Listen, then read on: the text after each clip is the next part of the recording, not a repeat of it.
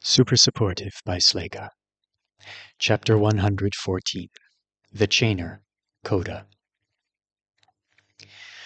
Lute lay on the sofa. A distressed leather Chesterfield Alden Thorne had been very easily talked into buying during their dorm decoration shopping spree, and stared up at the copper-painted antler light fixture. If I were rewriting the story of my life, he thought, would I have fixed Shaper of Water right there in the hallway at school? Hao-Yu was telling Alden animatedly about all the traditions surrounding the graduation pins. He was of the opinion that shock from the 8th grade student body had rendered Lute's reveal day less joyful than it should have been. Lute hadn't minded at the time. It had felt right to him, even if the congratulations from his peers had been more confused and subdued than they would have been for most people. The day had been an ending and a beginning. He hadn't been in the frame of mind to want more from it than that. Everything that happened next, said Lute, makes me sound so dumb. I don't know how to say it without making you both think I'm pitiful. Maybe if he just stuck to the facts, ruthlessly. I went to see Cyril right after school. The word had been spreading through my mother's side of the family for a few hours, but nobody had called him. I'm sure they wouldn't have anyway, but just in case, I had texted Jessica when I realized the news was out, telling her I wanted to talk to him myself. It was hard. Dad, it doesn't have to change anything, please. I don't want it to. I need some time to think, Lute. Thank you for telling me. Thank you. Why don't you stay with your mom tonight? He's still taking some time to think, said Lute, about whether or not he wants to be my father. It's been a year and a half. I suppose he'll get around to deciding one of these days. The apartment had gone quiet. I hope I'm not traumatizing Hao-Yu. His parents seem so functional and loving, and shit, Alden's died horribly, so I guess I should be careful not to whine about mine too much. I'd been getting interface calls from every Velra ever spawned since noon, he continued. If I was the system, I'd have teleported Hazel's parents and Corin to the bottom of the oceanic trench.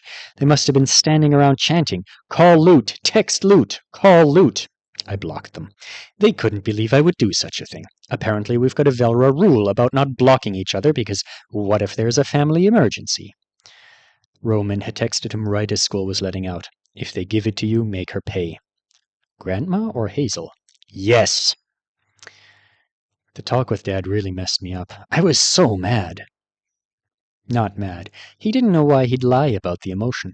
Mad was what he was about it now. At the time, he'd been scared. He'd stood in the elevator of Cyril's building, going up and down whenever someone boarded his car, wondering if they'd just lost his dad forever and trying to figure out if it was the parentage or the fact he'd gotten something Cyril had always wanted for himself. Or did I say something wrong when I was telling him? Maybe different words. When I finally left, it was ridiculous. Hugh, Katie, and Corin were parked outside in the Bentley. Roman's dad was there glaring at them from his motorcycle. Mio and a couple of the other cousins were standing on the sidewalk. The neighborhood watcher for that area was an adjuster, and she was making herself obvious, standing out in front of the library with a look on her face that she was ready to turn some Velras inside out if they started anything. As soon as I stepped outside, they stampeded me. They were all like, "What wonderful news! You might not know this, but I told the maid to change your diaper once when you were 6 months old, and that makes us incredibly close. Now do exactly as I say." Jessica was ahead of them, though. She'd sent a driver to take me to the helicopter. Hugh tried to get in the car with me, and I told him to go about his business, politely. "Grab my arm one more time and I'll scream for help," Lute said as he swatted at Hazel's father with one hand and tried to close the car door on him with the other. "Now listen to me, young man." "No, I won't listen to you. You freaking lunatics drove all the way here from Apex to jump me. Don't you put your hand in this car." "You're being ridiculous, Lute. You're going through a difficult time right now and you need guidance." "Help!"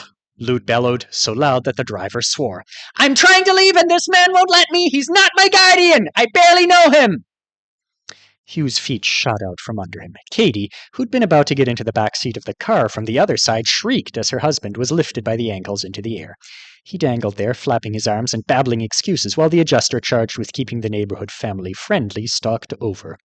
She was pushing up the sleeves of her gray uniform, and she looked deeply annoyed.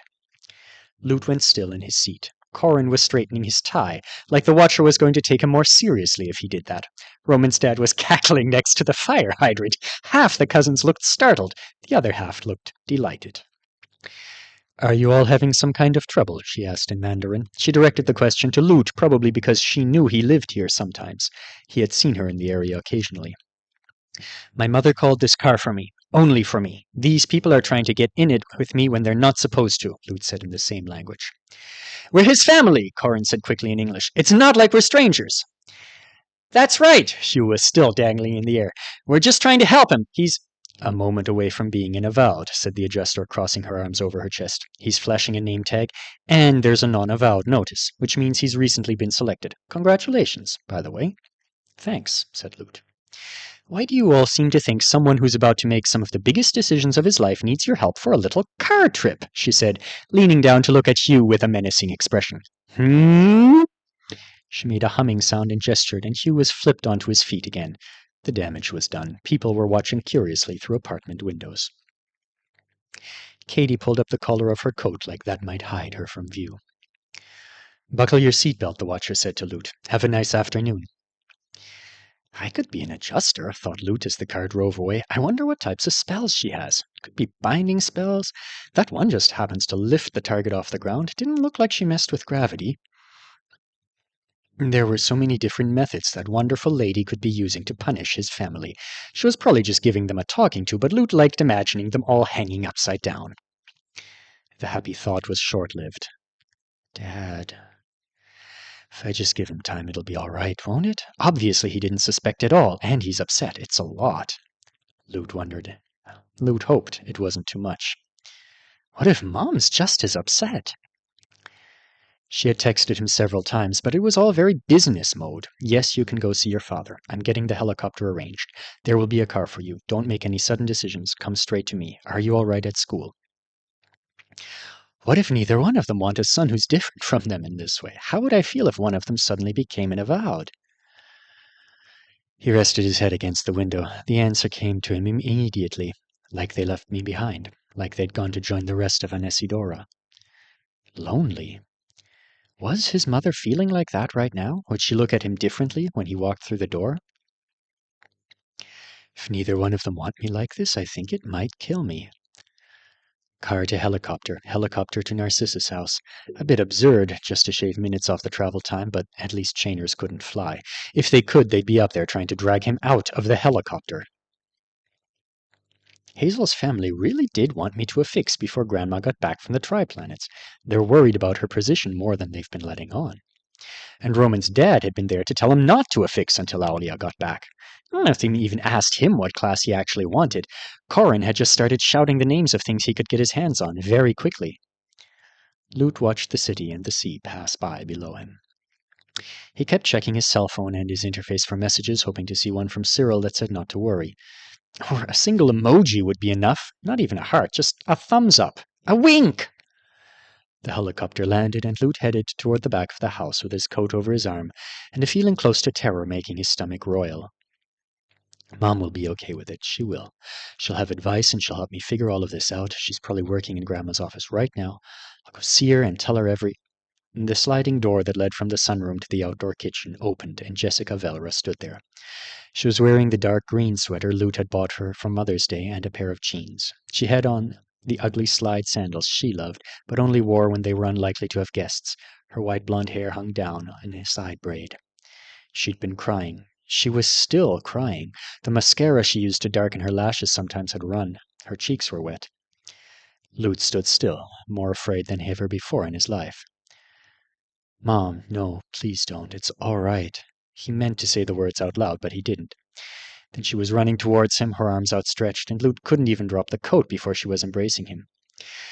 Mom, what? He stumbled. Before he knew it, his butt was on the grass, and Jessica was on the ground right beside him, still hugging the life out of him. Look at you, she sobbed in his ear. Look at you, baby. You're an avowed.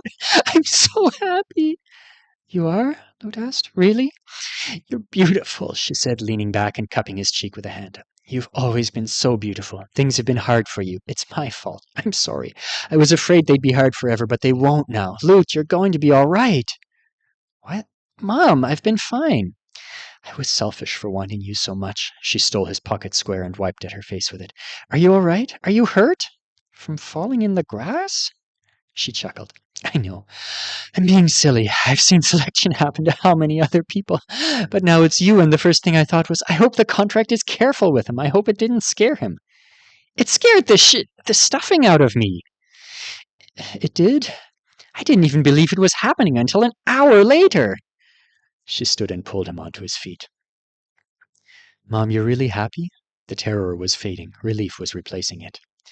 She smiled and reached for his hand. Lutvelra, this is the happiest I've been since the day you were born. I'm proud of you. But I didn't do anything. Despite how some people seem to feel, being an avowed wasn't something you earned. Still, he couldn't help returning her smile. Come on, she said. Come with me. We need to talk before your grandmother gets home. Jessica's joy at Lut's selection was infectious. He hadn't once had a similar emotion about it himself, and after a week of feeling every way but pleased, he gave himself permission to relax a little. Okay, he said, brushing the crumbs from a brownie off his shirt and leaning towards her just as eagerly as she was leaning towards him. They were sitting in a pair of pink velvet armchairs inside the expensive walk-in dressing room that connected her bedroom to Aulia's, and they'd set the panic protocols just so that they wouldn't have to hear relatives knocking. Lut was enjoying imagining some of the particularly toxic ones out there throwing themselves stupidly at the walls of what was effectively a bomb shelter again and again, like zombies.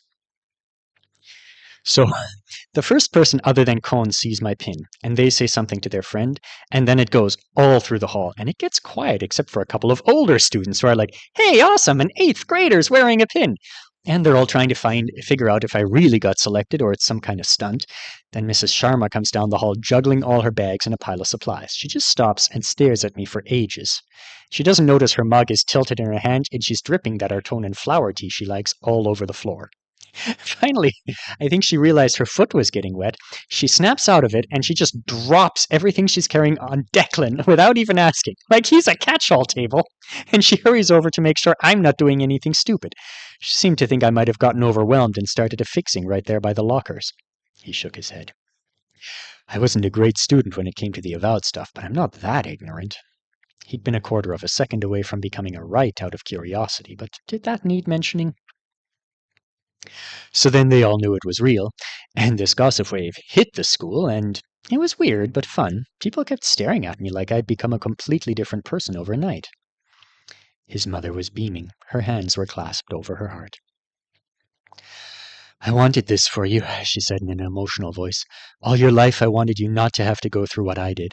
I wanted you to have everything, but I couldn't be sure.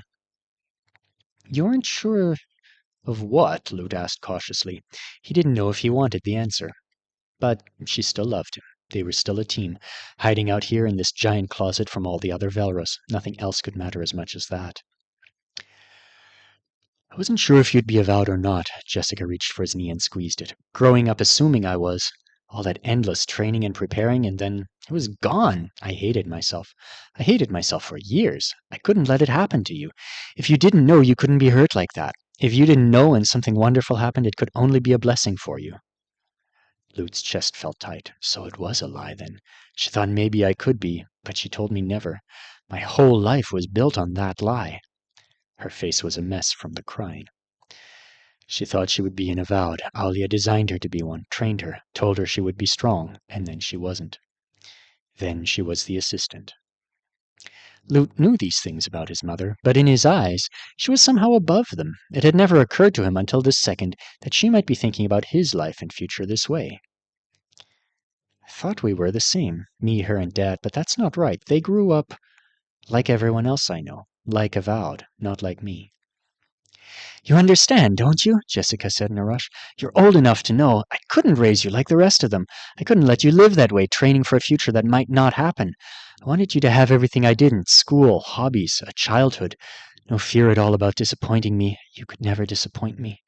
And then maybe it would come to you like this, as a gift. And I never imagined this.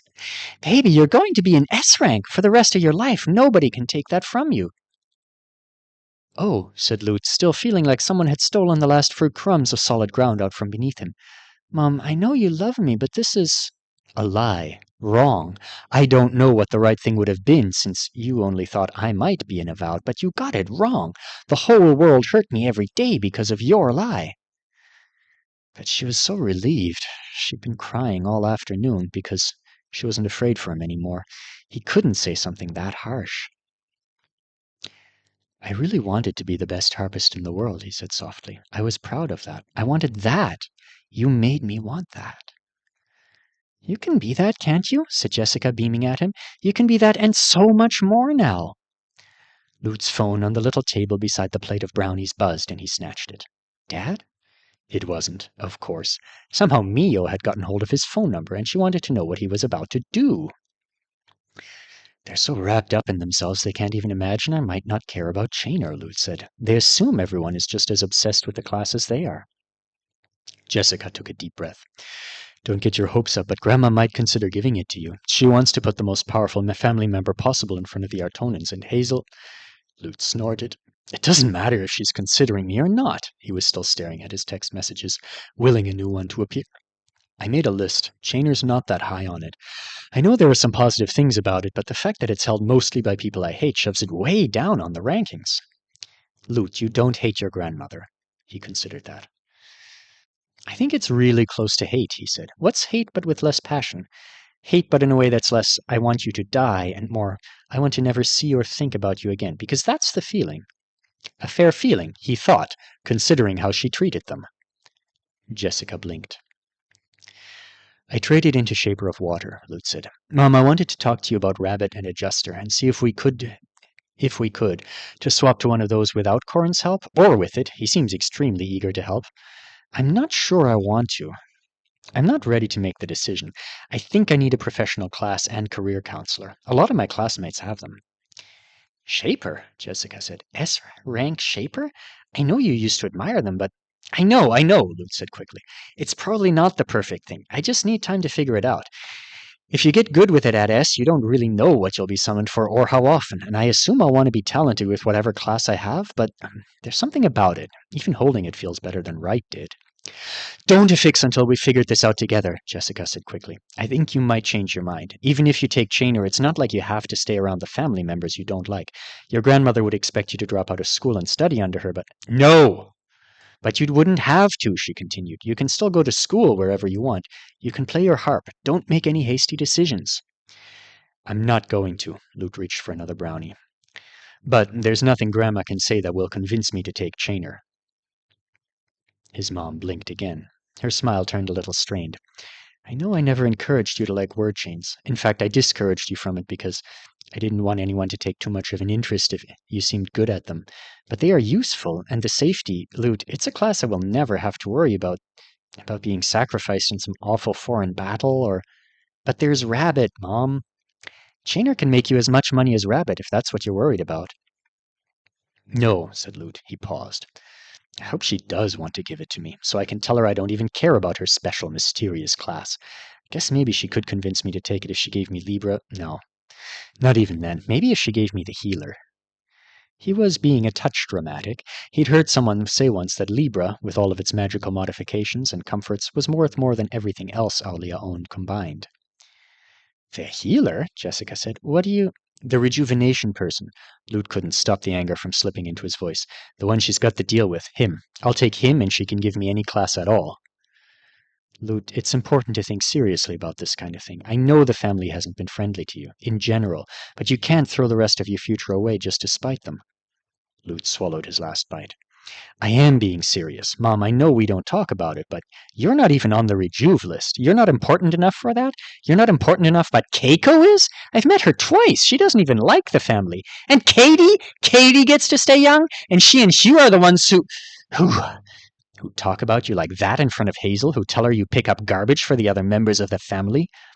They were trying to climb in the car with me when I left Dad's, he said instead.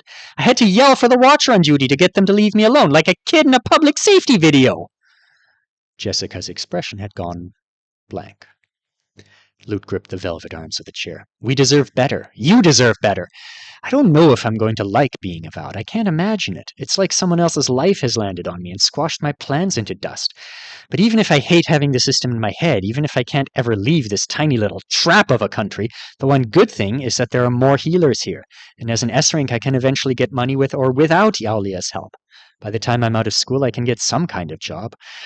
I'm going to make sure I don't have to come to dinner here in the mansion 100 years from now and look at Grandma's face and wonder why she gets to be here when you and Dad aren't." He'd used up all the oxygen in his lungs on that little speech. He drew in a breath. "I didn't know you were worried about that kind of thing," Jessica said in a strange voice. "Not at your age." "You're my mom," Lute said, "and Dad's my... he's Dad." She folded her hands over her lap. "All right," she said after a minute. She cleared her throat and switched to her all business. "We'll talk this all through before you have to make a decision, when both of us are just a little calmer, when your grandmother gets back home with Hazel." Lute slumped in his seat and sighed. "It's been a long day." "It sounds like it. Did Hugh really—" "He did! Like a crazy man!" Lute shook his head. "And Katie was coming with him. What were they going to do? Beat me up in the back of the car and force me to fix right then and there?" Jessica frowned. She tapped a polished nail against the side table. "I think we'll have a party tonight." "What?" Lute said. "The whole family, even the more distant relations. Maybe some friends as well. Lydia." Lydia? It took Lute a second to place the name, and when he did, he was surprised. Orpheus's mother? Hugh's ex-wife? The S-rank strength brute he had divorced for Katie. "Yes, I don't think Hazel's parents will have any time to bother you tonight with her around." "Do I have to go to this party?" Lute asked. "You do," his mother said. "The point is to surround ourselves with people in order to prevent incidents. Until your grandmother gets back from the TC and reminds everyone of their duties to the family. It should be late tonight. Besides, who else would the party be for on this particular night?" "Me?" "Well, yes," said Jessica. There was a glint in her eye that Lute had never seen before. "I seem to remember making you attend 2 coming-of-age parties for one of your cousins. Wouldn't you like to have one of your own?" "Did you have horses at your party?" Alden interrupted, grinning. "Horses? How, you asked?" They were both sitting on the rug now. Alden was petting it. Lute didn't think he realized he was doing it. "Do you seriously think I had horses running in circles around the mansion just to remind Hazel of her bizarre taste in party entertainment?" "Well, did you?" "No! It was a very last minute. And honestly, it wasn't fun. I was tired and stressed, and people I didn't like were flooding me with handshakes, advice, and demands. They were all so fake." He shook his head. "Jessica asked me what kind of party I wanted, and I had no idea. I was like, a 14-and-a-half birthday cake? Music? Some candles, maybe? Dad to come?" He grunted. Not that I actually said the last part out loud. Mom's good at putting on events, though. Sometimes Alia's just in the mood for one, so she throws something together. She had an adjuster come and blast the lawns with spells so it felt like summer, and there were food trucks parked all over the place. Street musicians took turns playing from one of the balconies. Nobody beat me up or swayed me into a fixing, so I guess it worked. "We should throw you another one," said Hallyu, watching with interest as Alden stroked the fluffy rug.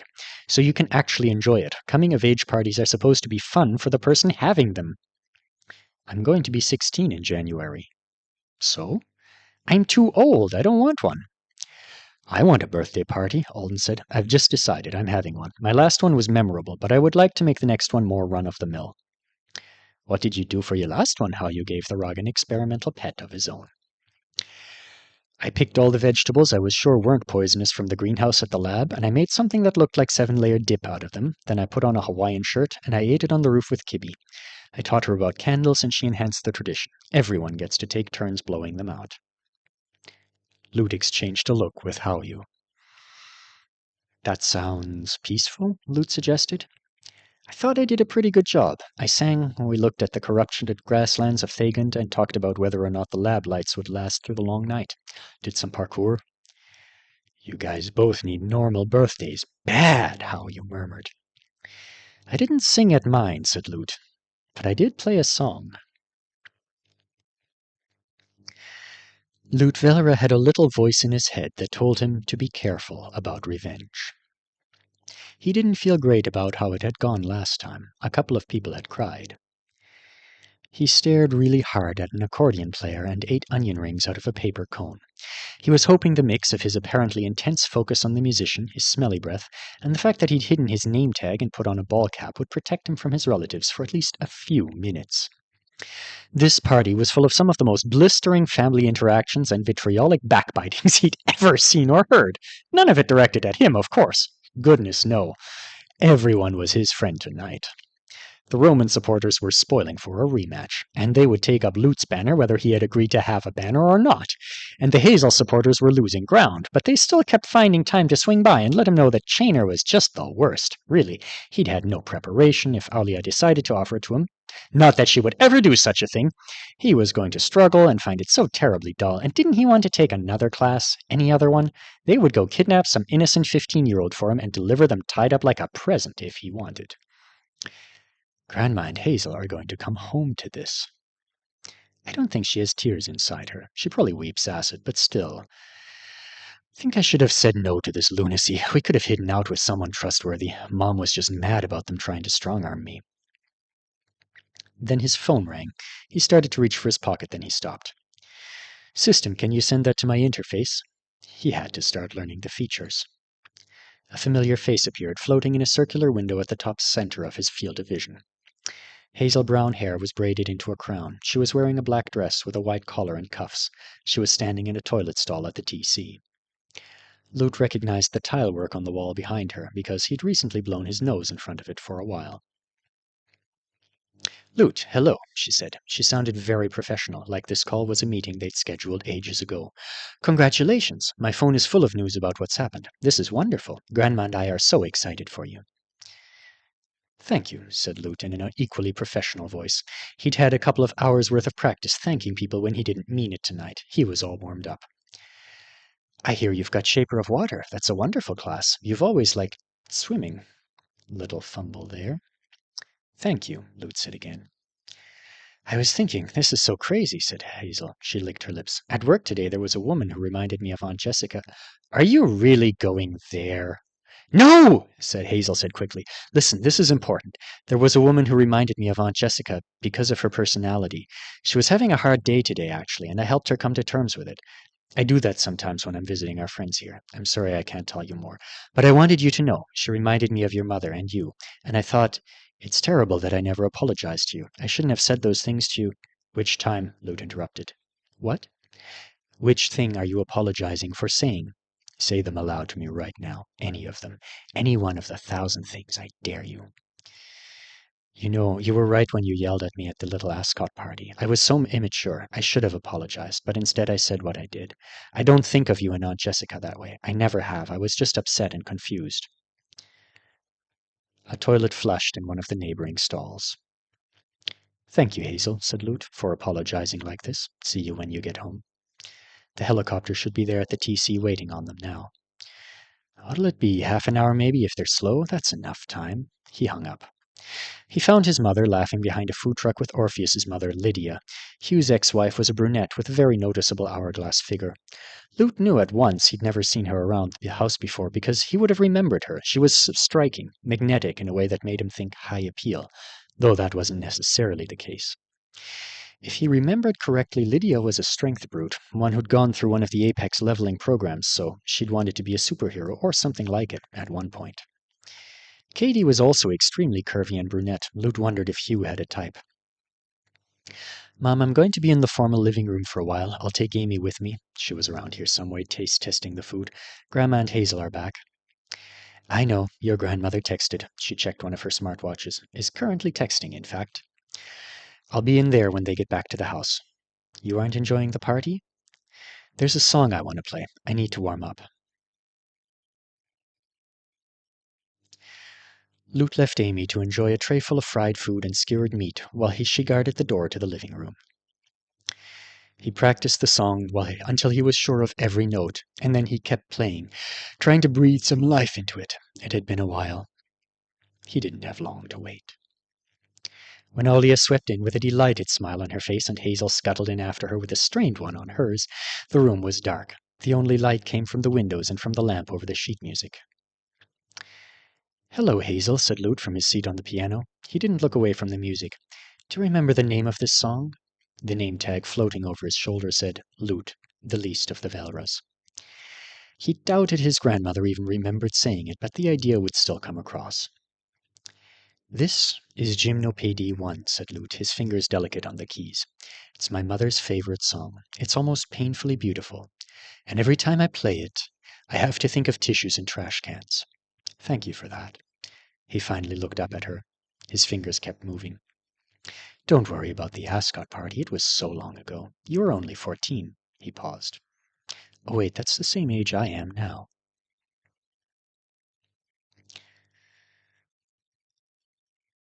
Small, wet feet slapping on the deck as Luke chased after a beach ball. A bare adult foot stopping it for him, an anklet covered in sparkling charms that made him pause for a curious examination. And a fragment of the anklet wearer's conversation with another family member, overheard but filed away in the back of his mind, a grown-up artifact on a day filled with more interesting things for a young child to think about. Everyone thinks Alia's attempts to find signs and omens within magical occurrences is a weakness, the one crack in an otherwise indomitable nature. They're wrong. A gasp. Aunt Hikari, you don't really believe in it too, do you? It doesn't matter, said Hikari. That's what nobody seems to understand. It doesn't matter if such signs exist. It doesn't matter if Aulia reads them correctly. She thinks they do, and that it is possible to interpret them, and that frees her from one of the bonds that holds most of us back. I don't understand. Fear, and the inertia it breeds. She nudged the ball toward Lute. Once Alia's sure magic is pointing her down a path, she takes it. Her own certainty in the supernatural provenance of her course reduces the obstacles in her way, so she tends to arrive at her destination when by all rights she shouldn't. Stubby fingers wrapped themselves around damp vinyl. Lute stood and turned back toward the pool. There aren't many people strong enough to halt the momentum of someone who believes she has deciphered the voice of her god.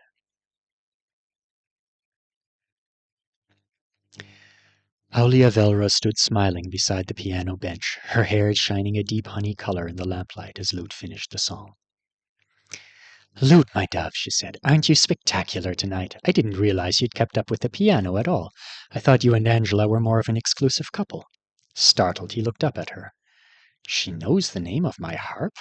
He was sure he'd said it in front of her a few times, but he would have bet the price of Angela that she wouldn't have bothered to remember. The name tag that said least of the Velras was floating beside his head for a reason. I haven't really kept up with it, he said. It's just not that hard to go back to a song you used to spend so much time on. Aulia said. Congratulations. I am truly overjoyed to learn that all my heartache over your future was wasted. I don't believe for 1 second that your heart ached for me. She touched his cheek. This close she smelled faintly of jasmine. I know you don't, she said. That's my fault, isn't it? I've been gifted with more talented young grandchildren than I can keep up with. That doesn't mean I don't love every last one of you. But sometimes I turn around and realize you've gotten so big in the last few blinks and I wasn't paying attention. She sounds sincere. How unsettling. Grandma, said Hazel, you're not going to... Aulia's eyes didn't leave Lute's face. Hazel, sweetheart, I know the difficulties you've been facing, and you should know your position in my heart and in this family could never be in jeopardy.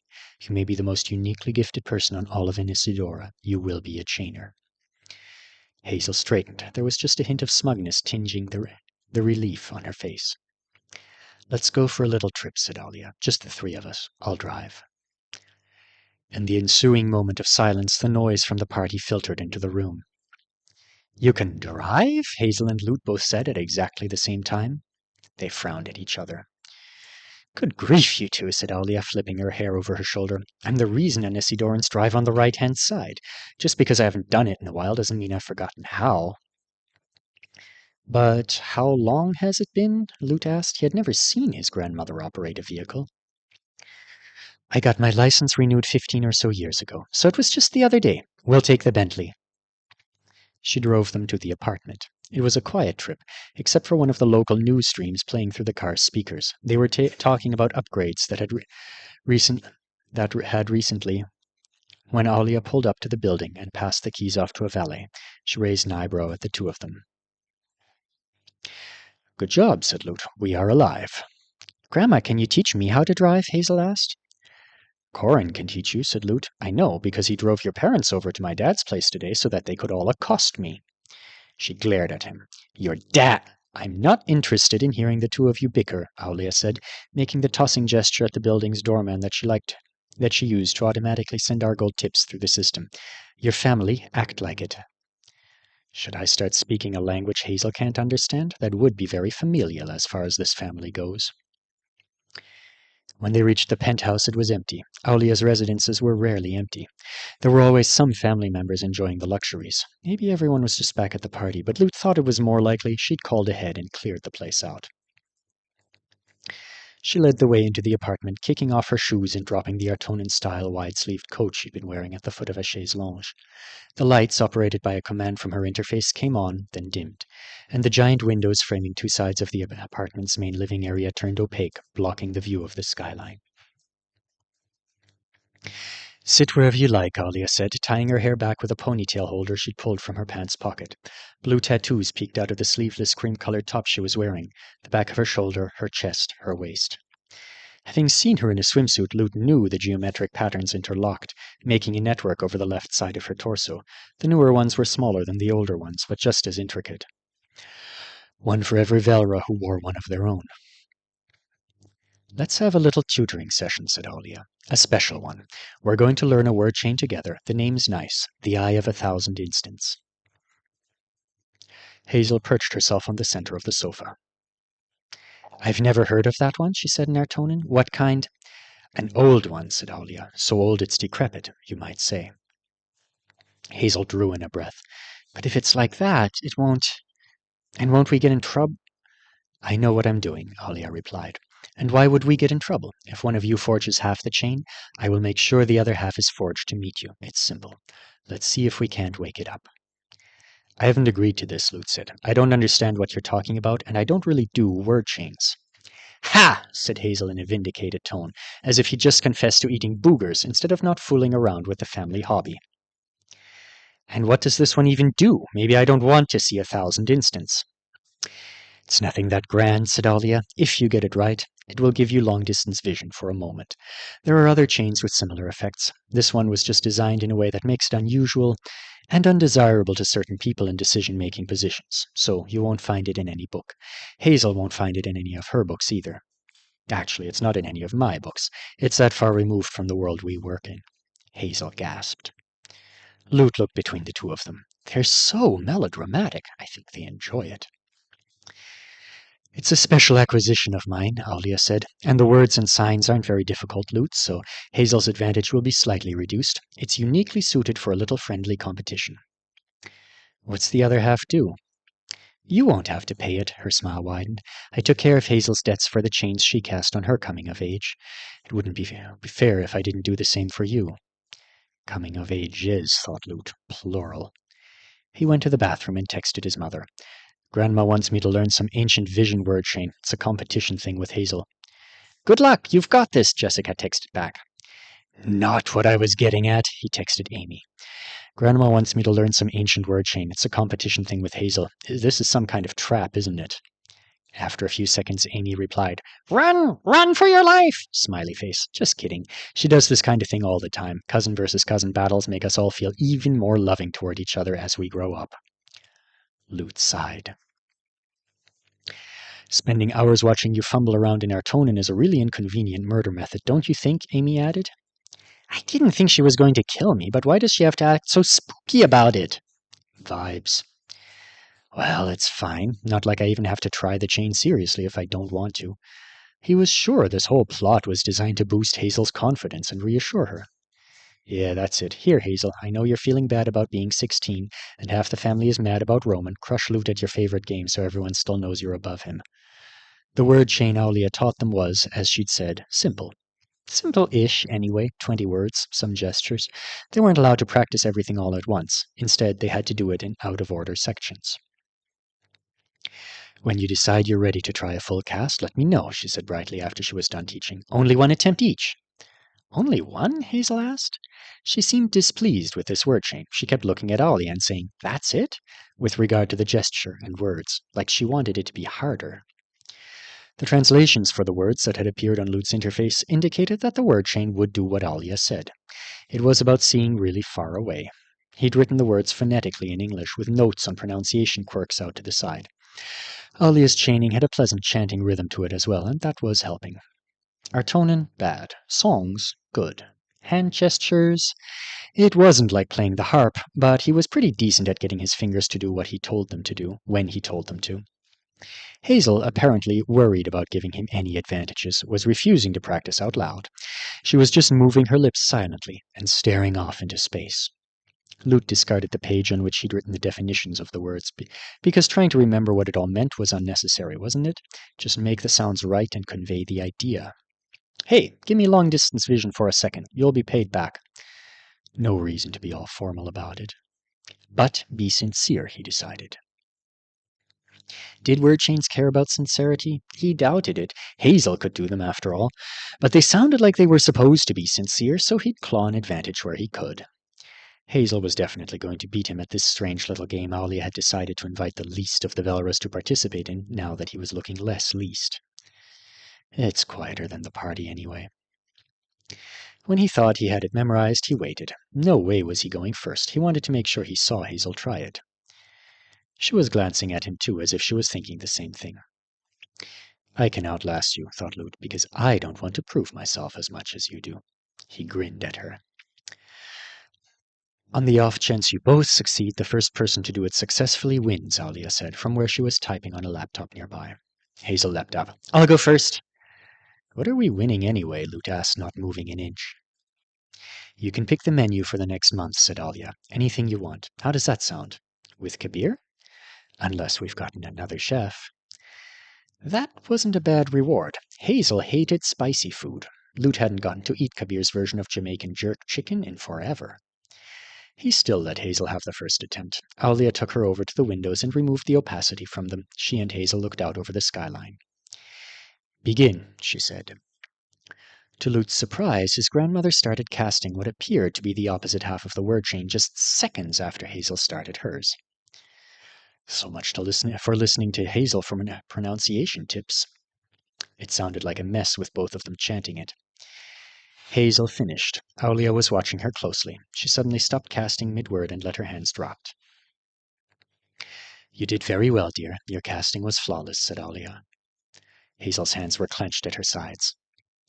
You always take such offense when this happens. Relax. Everything will come to you in its own time.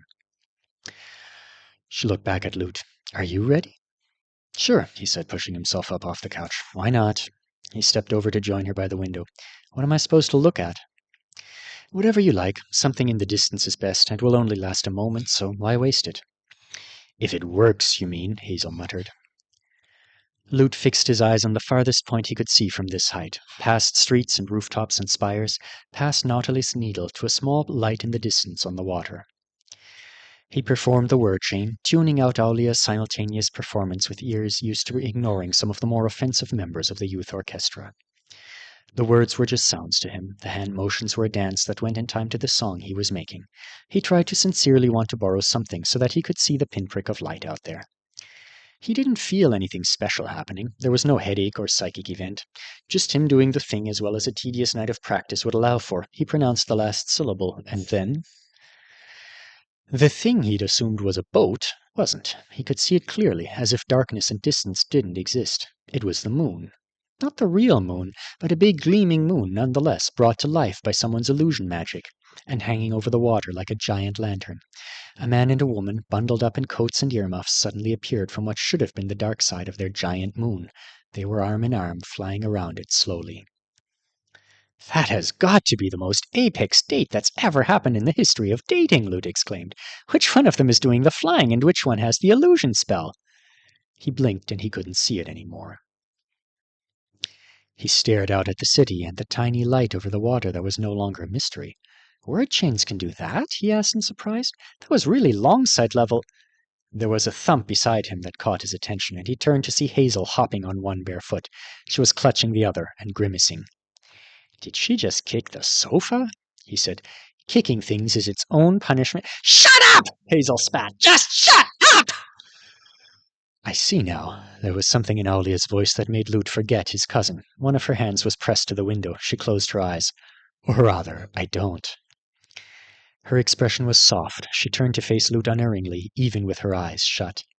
So this is what I've been blind to.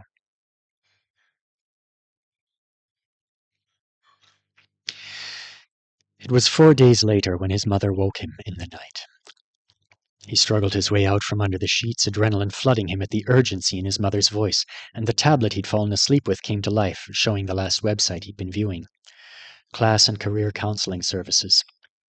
He'd found one that seemed cool. He was going to ask his mom to set up an appointment. He wanted to talk about Shaper and Rabbit.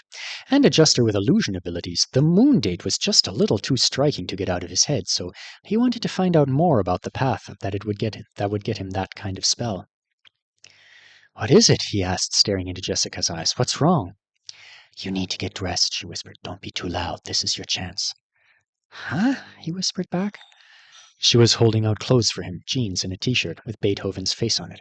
"Hurry," she said. "Your grandmother's waiting. We don't want her to change her mind." Is she still, can she see again?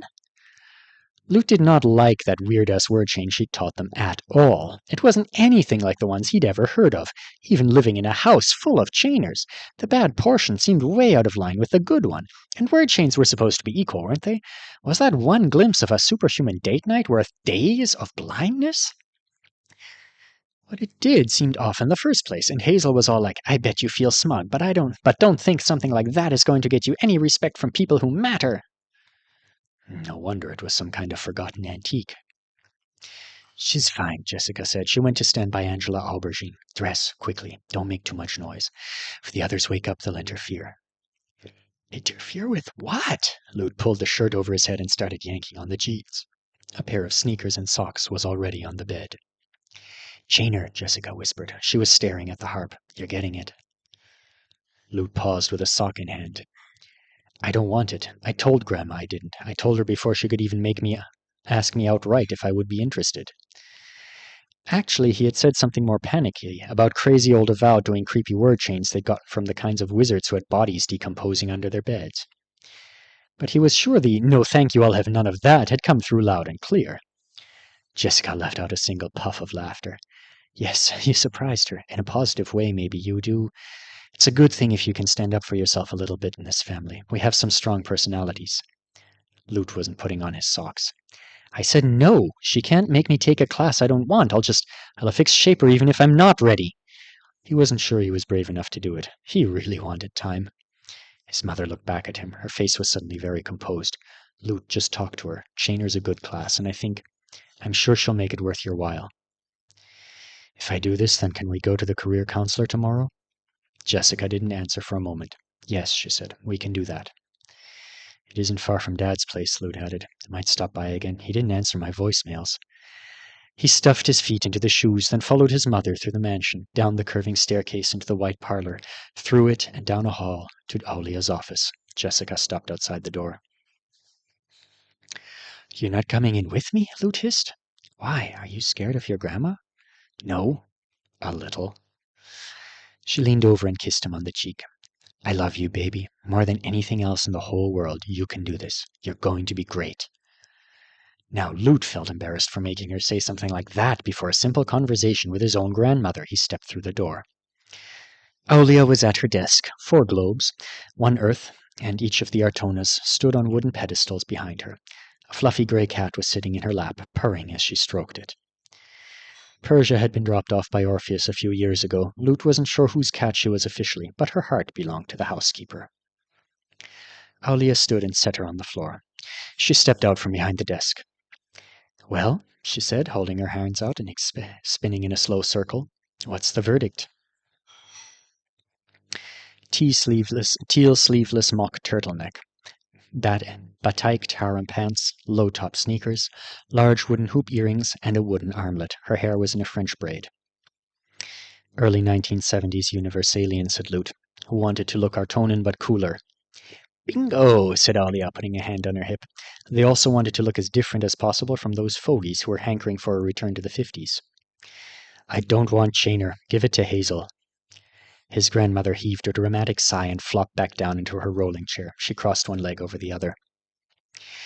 "You know, Lute," she said, "I'm sure the Artonans could tell me if Hazel was in S rank. Or they could have told me you were. Maybe not the minute you were born, but surely before you were this age. If the system knows, how could they not? But they have very stubbornly refused to give me any information like that. In fact, they get ridiculously offended if I ask. They seem to think having such answers might lead me to rear young minds improperly. Rather backward point of view, considering how all this has gone. If the Artonans had told her about me years ago, would I have spent all my time locked away with her and Hazel? Lute shuddered. Jessica, Olia frowned. Your mother seems to have held a similar sort of opinion without me realizing. If she had acted differently, if she had given me some inkling that you might be avowed, you would have faced less trouble. I would have insisted on teaching you. As you aged, I would have noticed you were above average, I'm sure. Some children surpass others through effort, even though they lack talent, as your mother did. But when talent is present, it always shows itself eventually. Cream rises, as they say. She arched a brow at him. To be frank with you, Lute, I haven't given up on Hazel achieving S rank, so I hope you'll take it as a compliment that I wish to give you the position over her. You haven't had any of the training I prefer to give our new chainers before they've presented to the people of the Tri-Planets. But, as your mother points out, you've proven you're capable in other ways. You speak 2 foreign languages. You are accustomed to long hours of practice with your harp. And your casting of such a rusty chain was fateful, don't you think? I selected that one because I knew it would be. Magic has so obviously chosen your cousin. I was blind to the fact that it has also chosen you. Yes, that was a completely sane way to decide how valuable family members are. And S at 14, Alia said. Do you know how many people have called to congratulate me on you? And there have already been tasteless questions about your origins. I would expect a smidge of jealousy and misdirected anger from fools and their mediocre children for the next few years. Take whatever idiotic accusations they throw your way as compliments. And of course, you're my grandson. You'll suit Shaner well. Lute swallowed. Are you saying the family won't help me get any other class? Does it sound like I'm saying that? Aulia opened her desk drawer and took out a deck of tarot cards. They had been in there for as long as Lute could remember. When he was little, he'd asked if she believed in them, and she'd said, of course not. They were just useful for putting her thoughts in order. Only an idiot would take them seriously when real magic existed. He still didn't know what to make of that. He didn't know what to make of that at all. She laid the first card on the table. What is it you think you hate about Shaner? I don't want to be around most of the people who have the class. Get an apartment, said Olia. Lock the door and tell the family members you don't like to go away. Does she not realize that includes her? I don't even understand what it is you all do when you're summoned. You'll be wonderful at it. It's simple. You go, you use mass bestowal until it doesn't work anymore. You meet lots of people who are very excited to see an important avowed, and then you come back home. Anyone can do word chains, Lute said. I know you learn extra ones. Anyone can do word chains, yes. But you see many people running around using them as often as we do. The system will adjust you in ways that make learning them so much easier. And you'll be able to give them to other people. Master a few highly desirable ones, and you can make a fortune of your very own, if you like. Lute hesitated. Chainer doesn't feel very much like magic. Aulius looked up from the 10 of Swords. What? Grandma, if I'm going to have magic, after thinking I couldn't for so long, I'd rather it do something more obviously magical. An illusion of the moon, flight, a swimming pool's worth of water obeying his command, even something like Roman's new lost item finding skill. I have no idea what you're talking about right now, Aulia said.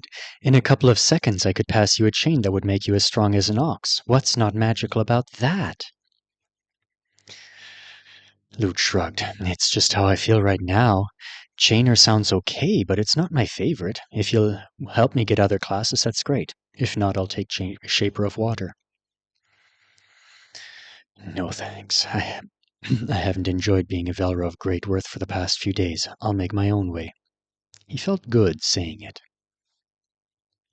When his grandmother didn't answer, he decided it was fine for him to declare the meeting over himself. He turned to leave. I've heard you claimed you wouldn't take Chainer unless I gave you Libra or Horatio. Don't you have expensive tastes? The bitterness stirred. Lute was afraid he'd turn around. If he turned around, he'd yell at her, and he didn't actually want to make her that mad. Aulia was the ultimate authority in his life and, more importantly, in his mother's. She always had been. Even if he could get an apartment and lock her out of it, it would be a while before he was out of school and able to work.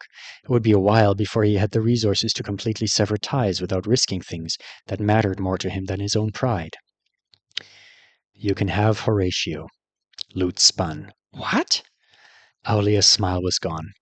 Imagine asking me for a whole person, a healer. I almost admire you for it. She set aside the check. You say Chainer is okay with you, so you don't actually dislike the class that much. That's enough. You'll see its benefits once you have it in hand. You can't have the entirety of Horatio, though, no matter how interesting I find the requests. You can have 140 years of youth-restoring treatments for whomever you like, whenever you'd like. A decade of rejuvenation for every year of your own life. It's not like his talents control things on a literal year-by-year level, but we can approximate the amount. What do you think? Lute didn't think anything at all. His mind had gone blank. Alia crossed her arms over her chest and waited. You, said Lute, his voice cracking. You're going to give me 140 years worth of rejuvenation treatments to do whatever I like with, when you won't give... His neck was hot. Jessica might still be right outside the door. He dropped his voice to a fierce whisper. When you won't give Mom anything, she does everything for you. She's the hardest working member of the entire family. And just because I got an S... An early S, said Alia. A very early and auspicious S. I don't care how early it was. I don't care if I was born with the letter tattooed on my ass. Oh, you're old enough to swear at your grandmother now. Precious. You monster, thought Lute. You're an awful monster of an old lady, if there was a magic power to suck all the youth and beauty out of your face, I'd use it on you right now. I'll make my own money, he said. I'll make enough to get a rejuvenator myself. I'm sure you can, said Alia. You're clearly very angry, but since it's for the sake of your mother, I won't hold it against you.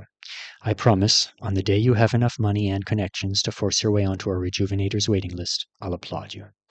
How long do you think it will be? Lute stared at her. 8 more years of school before you can work full-time. But maybe you'll be summoned often, and that will really speed you along in terms of money and connections. Shaper of Water is so useful. If you get through a talent development program and focus on leveling it intensely to the exclusion of all else, you'll no doubt become one of the best in the world, and maybe the Artonans will stop being so stingy with their rejuvenation skills in the first place. If they dole them out more often, then the healers being selected right now who choose to follow that path could be at Horatio's level, and, well, he's the same age as me. She sighed through her nose. I believe you're capable of getting there, but you have a painful and lengthy journey ahead of you. You wouldn't believe the things some people put themselves through to get on those lists. They ruin their youths in the process of chasing youth, if you ask me. Wouldn't it be much simpler for me to... She made a flicking gesture with one of her fingers. Thump some relative who's already had a turn or 3 off the list, so that you can put whoever you like in their place? I'm trapped, thought Lute. He could feel the tension in his muscles, like he was preparing to bolt. Why, he said, why are you pressuring me so much? Just for Chainer? Why is an S rank worth this much? When only days ago I was worth nothing at all to you, when my mom is apparently still worth nothing at all. I hate Anesidora. I want to leave this place forever. Don't feel pressured, said Alia calmly. This is only a business agreement. I'm presenting you with an option you didn't have previously. Make whatever choice you want. Then she swiveled her chair around to stare at the globes. I need time to think. Take as much time as you like, said his grandmother. But while you think, consider this. If Hazel does get an S, I'll give the prize to her. It's just like in our game the other night. In the event of a tie, the first to volunteer wins. Lute fled. The house was dark. One of the automatic nightlights in the wall turned on as he ran from the office, casting his shadow against the walls. In the white parlor, he found his mother sitting beside her computer on the sofa, staring down at her hands. Oh, she said, giving him a shaky smile. You caught me. I was so nervous I was just sitting here instead of working. He threw himself at her and grabbed her in a hug. What's wrong? Jessica asked. We need to leave, said Lute in a muffled voice. She's awful, Mom. We need to live somewhere else. She stroked the back of his head. Lute, I like it here, and I love your grandmother. She doesn't love you back! He didn't let go of her. He felt like if he let go of her, she would disappear. I think I might have to take Chainer. Her arms tightened around him. It'll be all right, won't it? He could barely think through it. There was suddenly a ticking clock over his head, and it wasn't the friendly 90-day clock the system had given him. The first to volunteer wins. Hazel probably wouldn't get S, but she might. She might any second. She was so frigging old. The system could be giving her that speech right now. It's not my least favorite class, and I don't have to hang around the family just because I'm a chainer. I can get an apartment and lock people out. I can support myself. When I was making my list, I liked the schedule because I could keep being a musician instead of spending all my time on avowed stuff. I never wanted this in the first place, so any class that's not too hard and doesn't get me killed, that was how I was thinking the first day. It's still a bit how I've been thinking. Like, if I did get the right kind of rabbit skill, it wouldn't be that different from chainer, would it? I only put it so low because of the cousins. That's such a childish reason to discard a class. Maybe I actually like it fine. Shaper of Water was in his head, and the moon, but that was dumb. Lute had lived his whole life not wanting magic at all. Now that he thought he might get it, he was getting off track. I did do that word chain when Hazel couldn't the other night, so I'm probably not going to suck at them, and I need to be practical. Chainer is very practical. He rambled on until he finally realized he was rambling on. He was still so anxious he couldn't feel embarrassed that he'd been hugging his mother and babbling in her ear for entirely too long. He let go of her and stood up, straightening his Beethoven shirt. I'm making the decision. Right, aren't I, Mom? I know it's an important decision, and she's making me rush. I hate her so freaking much, but this is still the right decision? Jessica leaned forward. Well, she said, I want you to be happy, and I want you to be safe. And I don't want you to have to live your life being summoned every few seconds for who knows what. I think Chainer will give you all those things when not many other things could. Yeah, I know you don't like the Shaper idea, Lute said. I think that class might get you killed one day, said Jessica, so you'll have to forgive me for not being a fan. It just doesn't feel like you to me. And rabbits, if I had the perfect rabbit skill, it might be great, but what if the Artonans suddenly decide they can't go 5 minutes without seeing my face?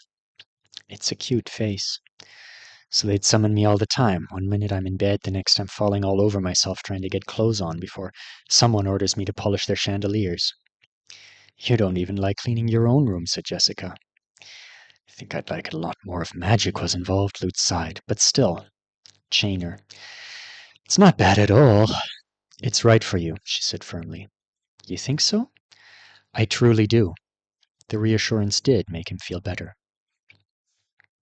Hazel's going to lose her mind. If she really does get an S2, I might need to hire protection. Okay, Chainer. Easy decision. Don't know why I'm freaking out. Let me just go tell Grandma. He walked back to her office, slightly less panicked. This was fine, and he had a rough idea of what Horatio's time cost due to his obsession with the subject. His grandmother was a hateful witch for holding it over his head, but at least he was getting a huge bonus for taking a class that his cousins were willing to kill each other for. This avowed nonsense is all really hard. No wonder my classmates are a bunch of lunatics. He knocked on the door and entered. That didn't take you very long. His grandmother's voice was pleasant. Her feet were propped on the desk, and she was staring at the ceiling. I'll do it, Lute said. I'll take Chainer. Do I have to get that tattoo like everyone? The family mark is non-negotiable. And do we hire a lawyer in the morning for making the agreement about the healer, or what? No way was he giving her anything until he was sure she couldn't cheat him out of that. You want it to be binding, don't you? Alia said. We'll tie it into the tattoo with all the rest of it, so you can be sure of my integrity. I am getting that tattoo on my ass, for real, whichever butt cheek is my least favorite. So when do we... She smiled. Right about... When? Wait for it. Now. Invitation from contract artist Rekistha. House of the Southern Convocation, Palace of Unbreaking, Artona 3. Teleport in 74 seconds. Accept, reject. And so I was branded for life at the age of 14, Lute said. The next thing that happened was, I don't get to hear about the tattoo ceremony? How you protested. That's the first time you went to the Triplanets. But I can hardly tell you anything about it. I can't tell you exactly where I was or what its function is. I can't tell you all the things I agreed to or didn't. I don't mind. You've left out other things and it's still interesting. Like you said, your grandma tested you with a word chain, but you wouldn't tell us what it was called or what it did. That's because she had me promise not to divulge it during our little tattoo session. What did the tattoo artist look like, Hao asked. Was he nice? She. And I don't actually know if she was nice. She wasn't mean to me or anything. But I wasn't in the best frame of mind to be making character judgments, clearly. Were you high? Alden asked. Hao looked at him in surprise. I mean while he was getting the tattoo, Alden clarified. I'm not asking if he was high when he was making his decision about his class. I don't think I was. I was relaxed in a really specific way. Fine, I'll tell you some of it. Lut Velra had never expected to see one of the tri-planets in real life. When the teleport ended, his eyes were shut tight and he was thinking, another planet. Wizards are going to look at me. Aliens are going to think things about me and talk to me. Wizard aliens. I'm getting a tattoo. Becoming an avowed. Mom! What was the contract artist's name again? How is it pronounced? I was supposed to have more time. His eyes opened. He was breathing fast. He was in a parking lot. Outside of what appeared to be a stadium. A pair of giant swooping wing shapes made of metal that looked like hammered bronze sheltered it. Did the system put us in the wrong spot, he wondered, then madly, if it did, is this my one and only chance to run away and live in Europe under a false identity? Reality asserted itself quickly. The parking lot didn't have painted spaces for cars. Instead, it was covered in patterns and logograms. The air smelled peculiar. It was a sunny day. It's warm, he said. Do you think it's 30 degrees? Probably, though that's not particularly hot for this area. Aulia started striding toward the stadium and Lut hurried after her. A driverless cart met them halfway and carried them to their destination. Do they play some kind of sport here, Lut asked as he stepped off the cart in front of a massive entrance where towering statues of Artonans holding up the edges of one of the bronze wings made a shaded area. His grandmother laughed. Oh, to be your age. Was that a yes or a no? Soon he was walking into his first alien building. It looked like a conference center, but a very decorated one. Logograms everywhere, no people. Oh, there's one. Lut took in the sight of the Artonan. They were wheeling something like a library cart covered in small wooden pyramids out of a nearby room. At the sight of Lut and Aulia, the Artonan froze and stared. It wasn't until they were on an elevator down on a sublevel that it occurred to Lut that he was the real alien in this alien-seeming place. That person was having an ordinary Artonan Monday, and then we walked by. Maybe they were going to go home and tell their kids that they'd seen a human boy at work today. The two of them met their contract artist in a hot and dim circular room full of what looked like adjustable massage tables. A trio of people in matching robes, who Lut assumed were assistants, were prepping two adjacent tables. Rekis Tha, standing between them, took one look at Lut and said, "This one's too young." "He's older than he looks," Aulia said easily. "I'm 14. Lut was determined not to let Aulia do all the talking for him, even if he was language limited. "In Earth years." Rekis Tha had a lens that hovered in front of her left eye. Lut was assuming she got translations through it. Her wizard garb seemed unusually elaborate and very rainbow-colored. "Too young," she said again. "He's been selected," Aulia said. "He'll be working for the palace soon." "I will be working for a palace soon? Is that good?" The tattooist grunted with obvious displeasure at this news. Then she made a fluttering gesture at Aulia. "Fine. How shall I argue against the lesser contract when the greater is already done?" Aulia smiled and hopped up onto the nearest table. Rekis Tha beckoned Lut over. She looked at him with reddish-brown eyes. 14, Lut. First tattoo? Yes. Aulia always brings me her family members for their first tattoo. You are interesting humans, having your own family contract. Do you want it on your face? She sounded hopeful. No, Lut said quickly. No, thank you, not my face. Where do you want it? My ass, my bum, my butt. Nope, none of those words were coming out. He meant them, but they would not come out. What about rump? Not that one either. Lut couldn't look a wizard lady in the eye 10 minutes after arriving on another planet for the first time and request a tattoo in that location, no matter how displeased he was with his grandmother. I'm kind of afraid of Rekis Tha, aren't I? There was a knot of worry in his gut. He was about to be an avowed. She was a wizard. She could summon him. She was probably much more trustworthy than Aulia, just based on the odds, but it was still a very strange realization that he was about to be officially at the Artonan's beck and call. Maybe Chainer really is the best choice. That boring work schedule they all seem to have is sounding comforting right about now. Still, he couldn't let himself be entirely overwhelmed. He was going to stand up for himself, fight the fear, fight his grandmother. It's going to last forever. It has to go in the right spot. I have to make a statement as the least of the Velras. I'm a teenager. I can say the word ass. I'd like it on my lower back, please. Are you sure about that one, dear? Aurelia asked. I know I didn't give you much time to prepare. You can ponder it for a while longer. Lute rounded on her. I can have my tattoo wherever I want. I think I know my own mind. Lower back is a classic location. She held up her hands. I've always wanted one there. Damn it, he thought as he climbed up on this table and accepted a cup of, maybe it was oily grey tea from one of the assistants. It's fine. The lower back is close enough. I can still call it an ass tattoo. Anyway, who would get a butt tattoo with their grandma in the room? He was making better choices. The stuff tastes like chalk. Some time later he was face down on the table. Pleasant-smelling smoke kept wafting unerringly toward his nostrils from the incense burning all around them. Lute was in an odd mental space. Spells had been involved, and the tea, and he was simultaneously very relaxed and very focused. He was barely aware of the lines of paint Rekistha was putting on his back with a delicate brush. But he was extremely aware of the words she was saying. It was as though every one of them had meanings so powerful that they could obliterate everything else in their path. Aulia Velra agrees to act in the best interests of the Velra family, and Lute Velra agrees not to reveal the following limitations of the Chainer class to other humans, except in the course of his duties as an avowed. He was aware he was learning a whole lot about Chainer through this process, but at the same time he couldn't care about such a trivial thing. What mattered was each word, understanding it, thinking about whether he agreed with it or not. At one point Rekistha patted Lute on the shoulder.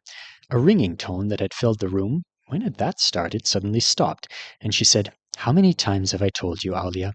This contract is too complicated. Multiple tattoos and multiple sessions are needed for this many details. It doesn't settle properly with so much weighing on it. A long pause. It's worked fine with all the others, Aulia said in a dreamy voice. This one is hearing your standard terms for the first time, said the tattooist. You think I can't tell? And he doesn't like you. You think I can't tell? Rekis, you always help me out. Contracts are sacred. Everyone has the right to make them for whatever they want, even though the palace wouldn't like some of the particulars of yours if they knew them. What's wrong? Lute mumbled. Nothing, said Rekistha, patting his shoulder again. Everything. We all do our parts properly. But the contract is weak. It looks unprofessional. Aulia, this one aligns very poorly with you. He is agreeing to your terms barely, but your minds will not be one. You are against one another, again and again. If it's unbalanced, the stronger person wins, Aulia said, still distant. I remember you told me that, once. Rekistha grunted. Foolish human, she said. How can you think you understand so much when you understand so little? Then the tone came back to the room, and Lute was focusing on the words again. What could have been hours later, he gradually came to his senses enough to realize that he was sitting in a comfy chair, holding a cup of wevi, and nodding politely at one of the assistants. She was asking him if he remembered everything he'd agreed to. Yes, he said, it's all there in my head. At the front of his mind, in fact, like the information had been written there very recently, in a bold hand. I remember arguing with my grandmother about some of the lines even, but it also feels like it didn't really happen. That is as it should be. She asked him a few more questions that seemed designed to check that he was recovering from his altered state properly, then left him alone in the side room with his cup of wevi. Lute ran through the terms of the family contract in his head while he sipped his drink. This would be better with cocoa powder in it. Wow, Grandma takes micromanaging to an embarrassing level. All these little details are just stupid. Never tell anyone about this family member's skill. You can tell everyone about this. Keep these 38 specific facts about your work secret.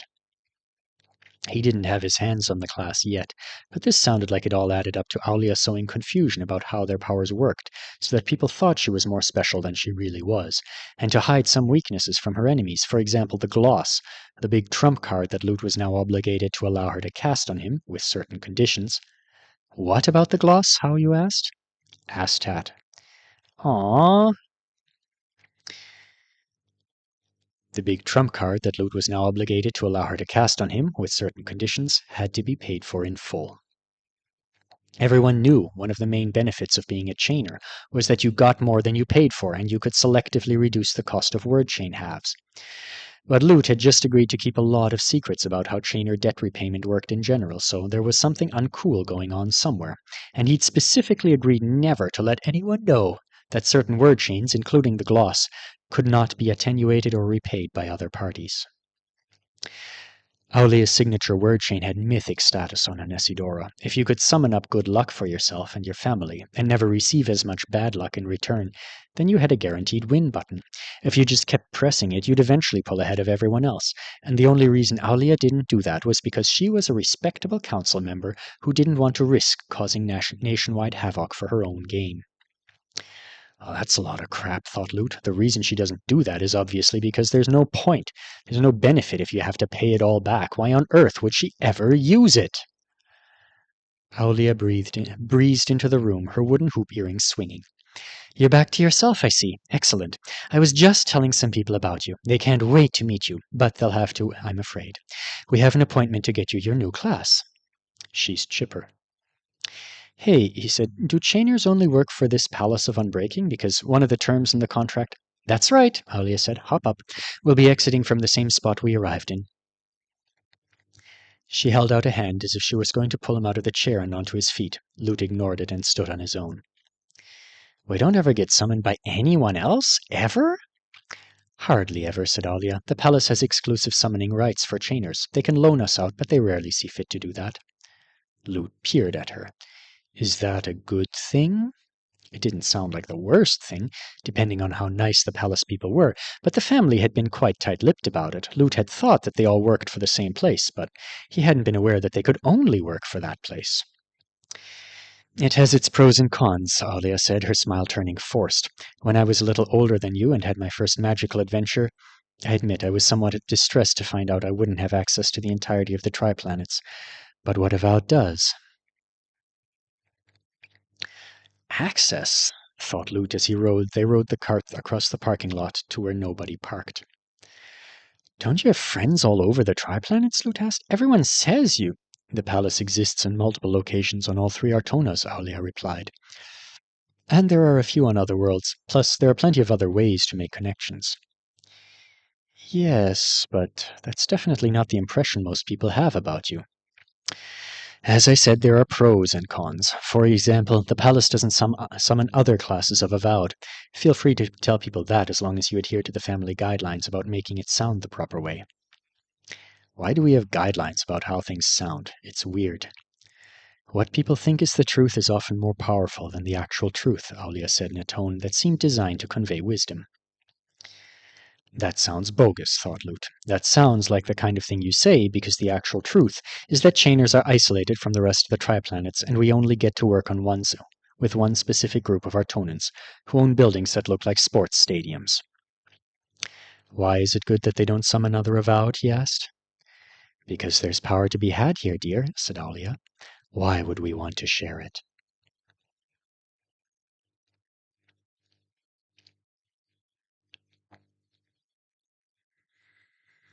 When they arrived back home, it was mid-morning. Jessica was waiting in Aulia's office with a dark-haired boy in a dress shirt. He leapt to his feet as soon as Aulia entered and said, Counselor Velra, excitedly. Yes, you've won the lottery, haven't you? Aulia said. Thank you for holding the class for us the past few months. The funds have all been transferred? Good. Jessica, give us a moment alone. Lute's mother hugged him, then left. Lute, trade with him, Aulia said when the door had closed behind her. It's too soon. I'm not ready. Let me think about it just a little longer. The protest died inside him. Among the 1,000 other things the tattoo he now wore said, he had promised he would affix Chainer. And in return, Aulia had promised she would do everything in her power to uphold her end of the bargain, even if Horatio the healer dropped dead suddenly. The other guy enthusiastically initiated the trade. Aulia stood there as an authorized witness. Lute accepted. There was a twinge of regret when the words Shaper of Water were replaced by Chainer. Giving up right didn't feel like that. He knew he was just being childish. He'd spent his whole life thinking he wouldn't be avowed at all. Any class he got would make him far more magical than he'd ever expected to be. While he tried to distract himself from the unexpected sense of loss by examining the Artona 3 globe and trying to figure out exactly where he'd just spent the past few hours of his life, Aulia said kind, politician-y things to his trading partner and wished him a bright future before sending him out the door. It clicked shut behind him. All right, she said. What an exciting morning. Now, you'll hold chainer assignment for the next 2.5 months while we get you a crash course on everything you need. I'll download the language into your head if I could, but even beginning to teach you that kind of thing will have to wait. There's so much else. You'll need a word chain repertoire first, lessons on the unique culture surrounding the Palace of Unbreaking, and etiquette. God, the etiquette. And of course, I'll be giving you a complete rundown of all the important figures you might meet during the course of your work. Lute looked around. You don't want me to affix the class right away? Absolutely not, said Aulia. You're already contracted to do it, so I'm not worried about a change of heart. You're an S. We don't have that many. More than any of the others, you need a thorough education in how to handle yourself and how to handle the people you'll encounter. It will take time. But the palace tends to summon new chainers very quickly to say hello. I don't want you affixing until I've nudged things around and talked to the leaders about you. Given your age and the way Orpheus fell apart when he started, it shouldn't be hard to convince them you need to work alongside one of us every time you're summoned for the next few years. I think I'll be all right on my own. She rolled her eyes dramatically. Yes, I know you've decided I'm a terrible person, but would you really rather work all alone with a bunch of aliens instead of having some backup from some more experienced member of your own family? Maybe if it's Amy. Amy can't be your keeper. Amy needs a keeper of her own. It's 9 in the morning.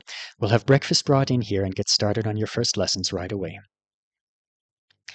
Breakfast is French toast casserole today. Lute had the menu he'd made with Kabir for his week memorized. Breakfasts were the only non-spicy dishes on it for some reason. How much time is all this tutoring going to take? Lute asked. I'm in the process of clearing my schedule for the coming weeks. We don't have a moment to lose. Aulia's eyes were flickering through the air as she did something with her interface. I have school. Don't be ridiculous. Do you want to spend the next few weeks practicing your multiplication tables, or do you want to know how to handle your career on the triplanets? Multiplication tables? When was the last time she looked at 8th grade math homework? She walked over to him and reclaimed her swivel chair. He was standing between her and the globe. One more thing, her lips twisted. Jessica has asked me not to tell you that you've made a judgment error until you've grown to enjoy your new class, but I'm afraid I won't be able to accommodate her wishes. I prefer not to become tutor to a grandson who thinks I'm that evil. I would feel bad, since she and I have a relationship built on trust, but apparently that trust doesn't run as deep as I thought it did. What are you talking about? I asked her who your genetic father was. She insisted it was Cyril. You haven't demanded to know otherwise yet. I suppose she feels like preserving that little illusion for you if you want it. Do fill me in if you change your mind. I'd be very interested. Aulia stacked the tarot cards she'd left behind earlier and tucked them back into the desk drawer. As for your error, I never had any intention of letting your mother or you suffer the ravages of time while the rest of us lived on. I don't believe. Healing doesn't always work, you know that? Lute frowned. I know there are some things that magic won't fix, and there's reversion. Artonans had magic long before they understood cells or genes. Healing does things beyond the realm of medicine, and it suffers from drawbacks beyond the realm of medicine as well. Reversion, for example. On occasion, or in response to certain interferences, a healer's work can revert. A week passes, and a healed bone is suddenly broken again. Reversion is really rare, though. Yes, but it's more common after intensive or repeated bouts of healing, and it's more common when the healing is done by avowed. What? I've never heard that. It's rare no matter who the healer is, so it's not something you need to worry about on a daily basis. My point is that healing is miraculous, but it isn't flawless. A specially trained wizard, or sometimes a whole team of them, can offer gentler, more customized healing options than any avowed we currently have here on Earth. Rejuvenation is considered an extreme magical process. The Artonans who are allowed to take advantage of it almost never use avowed for their own treatments. She interlaced her fingers over her stomach and watched him. When I realized Jessica wouldn't be one of us, I researched the matter. Not many regular humans have received rejuvenation treatments, especially not multiple ones, and there wasn't a lot of information here on Earth. But I found it on the triplanets. I was told that a non-avowed would be more delicate than you and I are.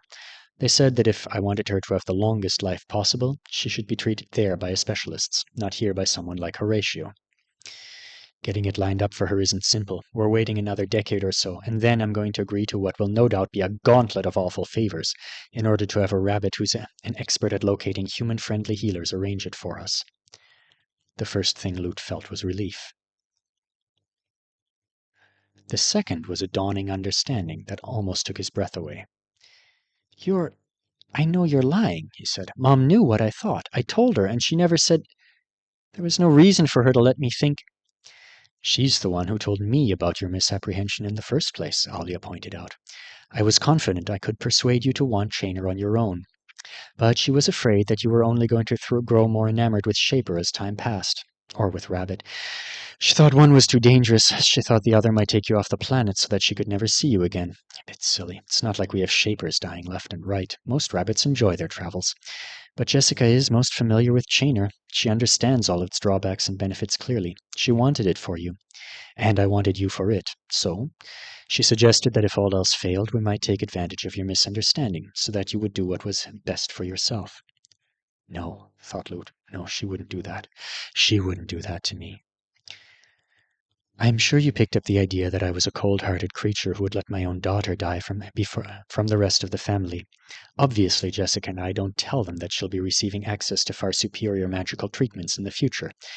It would make them jealous and obnoxious. Some of the more shameless ones would hover around me all hours, begging for more than I already give them. Aulia put her feet up on the desk. One of the laces of her sneakers was beginning to come untied. So now you have the full picture. Your mother has always been well cared for. You were to be well cared for. And please remember that even if I played a little trick on you, I did give you Horatio's time to use for whomever you wish. It would have been so easy just to promise you that I would help Jessica get rejuvenation treatments, and it wouldn't have cost me anything at all, since that was already my plan. I've already agreed. I agreed to it. When he tried to imagine himself giving Chainer away to someone else, he could feel it, the contract. He could hate the class, he could want to be rid of it, but as soon as he seriously thought about trying to be rid of it, there was this denial of the possibility that it could be a reality. He'd promised. He'd meant it. It was done. Alia laughed suddenly. You're the first person I've ever paid to take Chainer. Think of it as an apology for all the years of my tutelage you've missed. Do what you want with your prize, sell it for a fortune, give it to the man you call your father. Save it for yourself or share it with someone you find in the future. Enjoy! There was a cry of rage. The Artona 3 globe hit the floor. Lute Velra was running through the mansion, through the white parlor, past the kitchen, toward the front door. His mother was there picking up a pair of shoes someone had left in the wrong spot when they came in. Lute? You lied to me! He shouted. You lied to me my whole life! You lied to me about the most important thing in my life! She looked so shocked. Lute, let's calm... No! She reached for him and he backed away from her so fast he almost tripped. This was supposed to be my decision! Mine! It's the biggest choice I'll ever make! And I was trying so hard to get it right, and you knew that, and you lied to me! I just want you to be happy. Go f*** yourself! Keep picking up everyone else's shit until you really die! I promise I won't shed a single tear for you ever again! He ran past her and out the door. She lied. She lied to me and Dad. She lied about me possibly being avowed. She plotted with Grandma to make me take Chainer. He ran until he was about to collapse. He stumbled onto a bus. Jessica kept sending him texts and voicemails, trying to explain that she understood how upset he was, and she loved him, and she only wanted to make sure he had the best life possible. That's all, she wrote, I ever wanted for you. Make Aulia agree to break the contract, he wrote back finally. Come home, we'll talk. Make Aulia break the contract. Let me make a choice when I have all the facts. Fix what you did. He went to Cyril's and practically forced his way into the apartment. He stayed for a couple of nights, trying to ignore the fact that the atmosphere had turned poisonous from a combination of him needing his dad to act normal around him, and his dad not being able to do that. The only moment of connection came when he first explained what had happened. She was raised to be this way, wasn't she? Cyril said, giving Lute an orange juice to drink, since that was all he had in the fridge at the moment. Chainer this, Chainer that. Jessica always said she hated it, and that things were going to be different with you, but I guess she meant she was going to wait and see if you were actually avowed before she put you in the family business, instead of starting you when you were a toddler. Lute clenched his juice glass in both hands. If she doesn't at least try to get Aulia to let me out of the agreement, I'll never forgive her. Doubt she'll believe you about that. After all, she forgave Aulia for everything, didn't she? They talked for a while longer. Lute was starting to relax and get things off his chest, then Cyril had to ruin it. It's not right, but really, Lute, you haven't got much to complain about. Chosen at 14 S rank, about to become an avowed with one of the rarest classes. Be happy with what you got. What's that supposed to mean? Lute asked. Have to be happy about my own family manipulating me because they're manipulating me to take something other people would want? I'm just saying. I wanted to be a musician. I had goals of my own, and I have worked towards them every day for years. Cyril snorted. Nobody would choose that life over the one you'll be getting. Lute hated him right then, just a little. He started his application to all of Anesidora's best high school music programs that night. When the forms asked him to input his avowed class, he wrote harpist. He wished the forms were paper instead of electronic so that he could write the word more aggressively to get his point across. Filling out the forms and writing essays about his future as if class and rank were completely irrelevant to him gave him some clarity. I've already screwed up. Bad. I trusted the wrong person. My mom. If your mom is the wrong person, then who's the right one? Never mind, it's done. What do I need to do now? There weren't many options. He could keep throwing himself on his family's mercy and sense of justice and hope they saw reason. He could try to convince Aulia that he was the second coming of Orpheus by finding substances and abusing them in public. He could be the most epic brat in the world in some other kind of way and hope she was dumb enough to believe it was a long-term state. He could wait quietly and hope Hazel had an S buried in the black pit she had in place of a heart. These are terrible. The first is naive, and I'm tired of being naive. The second is self-destructive, and why should I destroy myself for them? The third could be really fun, but I don't think she'd buy it. Fourth is just unlikely. He'd been expecting Hazel to call him. She hadn't. He didn't know if she was busy plotting to kill him, or if she was just really depressed. Despite what Aulia had said, Lute didn't think she was expecting S for Hazel anymore either. One too many disappointments, one too many signs from the universe against her.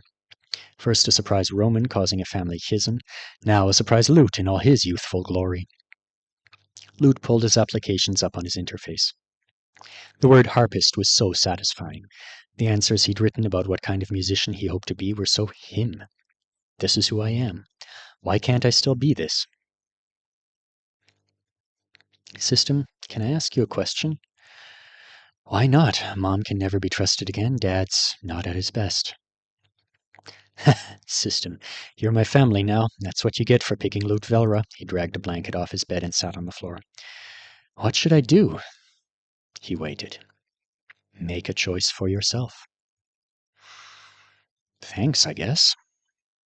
Lute continued to stare at the words. The system was just telling him what he already knew. It was up to him. Decide. Deciding had been so impossible since the moment he had been selected. It turned out that the real-life version of the dice game scrambled your head up horribly. I'm always going to be a harpist, he said. A choice. Just one. I'm going to be the best musician on Anesidora. I don't care what my class is or what theirs is. I'm going to destroy them all. 2. I'm going to high school. No way am I getting roped into private tutoring. I want people who aren't my family around me. 3. The more choices he made, the more solid ground he had to stand on. 2 weeks ago, he'd known himself perfectly. He just had to build it back, brick by brick. Lute kept at it, making decisions about tiny things when he couldn't handle the big ones, until finally, I think I'm back. I think I'm me again. The class he ended up with was terribly important. It would shape his whole life.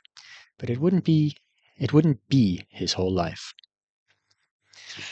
He could look at it more calmly when he thought of it that way. The most likely outcome from this point on is that I affix chainer, Lute Velra, harpist, side order of word chains, address Anesidora. If that's the way it goes, what choices are there left for me to make? Aulia was planning to tutor him and teach him everything he needed to know over the course of the next 2 months.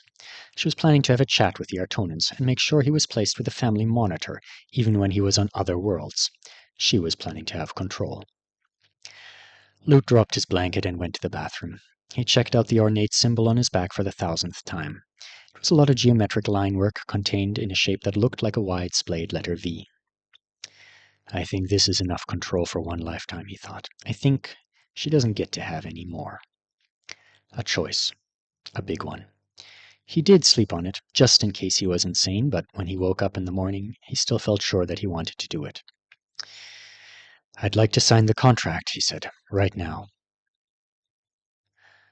Welcome, Lute, the system murmured in his ear, and thank you for your future service. What is this? Lute asked, staring at his interface. He'd selected the Skills tab first because he wanted to see what juicy goodies Alia was keeping secret from the rest of humanity, and... Mass Bestowal is automatic? I thought the other S's just took it because Aulia did. We don't get to pick? What kind of damaged class is this?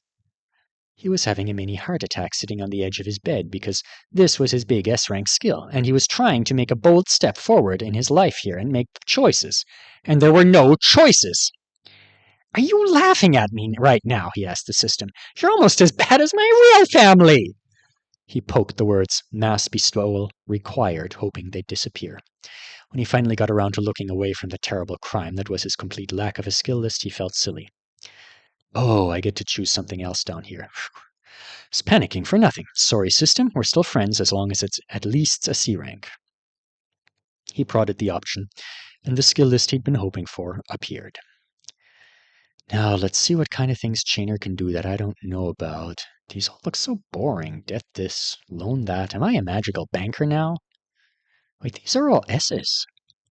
Am I supposed to have 2 S-rank skills? He knew he wasn't. I get a whole second S skill? When it sank in, he started to laugh. He felt delighted. And excited. 2 S skills, not 1. Lute Velra was a god. Maybe only a banker god, but he'd take whatever victories he could find at this point. Okay, let's study this. He had nothing to rely on but the words in front of him. There weren't descriptions of chainer skills for him to read on the internet. He wasn't about to call any of the S-ranks in his family and ask them for tips. Fortunately, the chainer S-rank skill list seemed to be way more forthcoming than the ones he'd heard about. There weren't that many skills, around 30, with a note at the bottom reassuring him that if he ever used them all up, the Palace of Unbreaking would definitely design more for him. Lute peered at it.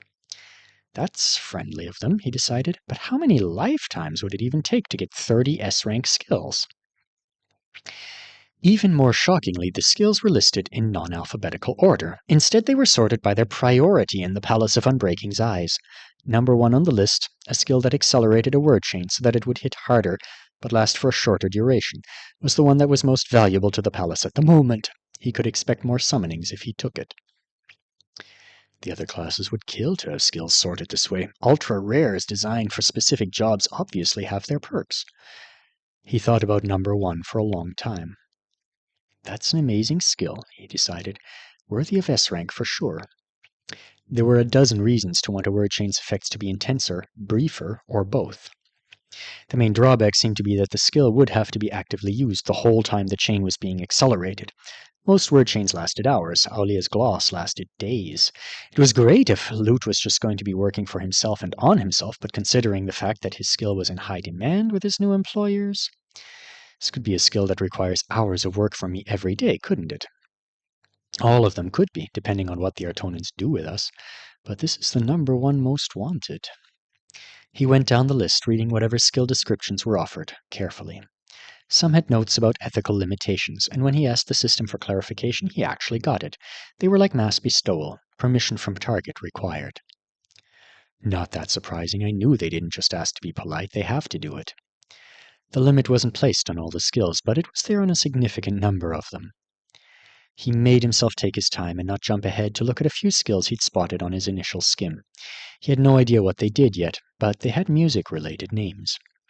Most were about halfway down the list. One was just a couple away from the very bottom. Aulia would probably lose her mind if she knew I was getting to pick another S skill. Should have wanted me to choose something in the top 5 so that I could make myself more useful for the Artonans and for her schemes. She'd have slapped the instructions to do it into the tattoo with all the rest of it. He was looking forward to picking whatever he wanted and then repeatedly reminding her that she'd missed the chance to control an entire extra S-rank talent. I wonder how many people have access to this skill list. On Earth, it might just be Aulia. Maybe Aunt Hikari was hiding another max rank skill up her sleeve, too. And then there were the chainers from other worlds. They probably had very similar lists, right? But it still couldn't be that many people, especially if every S-equivalent chainer on every planet got mass bestowal first. Lute spent hours on the selection process. The farther he went down the list, the more strange little notes started to appear on the side of the skills. Ceremonial use only. Supervision required. Created in memory of our brother Sesnor. Eventually he decided he liked the third skill from the bottom. It had a musical name, even if it didn't do a musical thing. It seemed like the titling was more of an artistic nod to the fact that word chains could sound quite musical, or, if a couple of the other skill descriptions were anything to go by, be performed in time to music. It's a short description, but it sounds cool. It doesn't have any special notes out to the side. Being at the very bottom of the list meant the palace didn't really want him to take it. It probably wouldn't increase his work hours at all. It wouldn't put him in a good position to rub shoulders with and become valuable to important Artonans. He considered that a total benefit. A harpist needed time to play the harp. Grandma would hate it. He stood and stretched. System, what do you think of this one? The system had no comment. It wasn't a good sport about commenting on the skills at all. I like it, Lute decided. I want it. He jabbed it confidently. Next, my foundation points. They were mostly selected for him. Are you serious? Even though I'm an S? It wasn't like they were bad stats. He had to dig down into submenus and sub-submenus and ask a few questions to see what it was the system would actually be doing for him. Vocal range, linguistic processing, pattern memorization. His ears were going to be amazing, and his fingers were going to fly. He'd known his relatives had those, and he'd assumed he would too. He just thought he'd have a few more points to spend than he did. He stared at the strength stat and the appeal stat. He kind of wanted to go under stamina and whack up his formation, but that was mostly because Haoyu had been talking about how great it was in class the other day. Can we talk more about customization? I don't know which combo of points to pick to get the effect I want. They taught them in school to just ask when it came to things like this. The system knew what it was doing way better than you did, and while it could be really silent on talents, it usually didn't mind having chats about the points. Don't you two dare laugh at me, Lute warned his roommates. I took some strength and stamina. Alden and Haoyu exchanged looks. Why would we laugh about that? Alden asked. Because I didn't take much. I spent almost all the free points I had on my hearing. Haoyu pointed at him.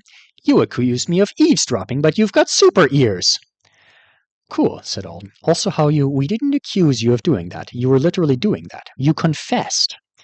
No, you guys, Lute said. It was already going to enhance me so that I could pick up and interpret sounds better. I asked it to give me more conscious control over it so that I could not hear things if I didn't want to. Basically asked it to give me the ability to hear worse than my new superhuman best. Music thing? Alden asked. I wanted to make sure I could still hear like I'd always been able to. It's not like the system does a bad job when it boosts a sense. If I'm turned all the way and I'm hearing the heartbeats and stomach noises of people sitting near me, I don't usually get annoyed or distracted by them. But I was worried about it, and more than that, I was afraid of forgetting what my baseline was.